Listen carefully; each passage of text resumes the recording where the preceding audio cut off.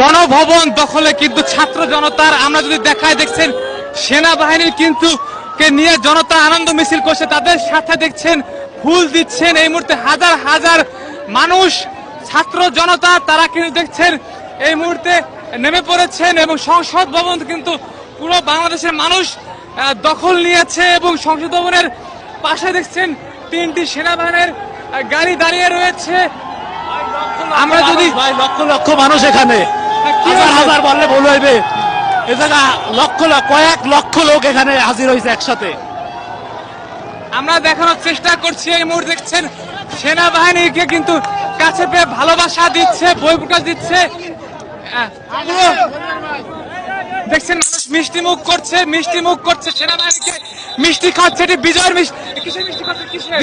বিজয়ের স্বাধীনতার, এটা 24-এর স্বাধীনতা, এটা 24-এর স্বাধীনতা।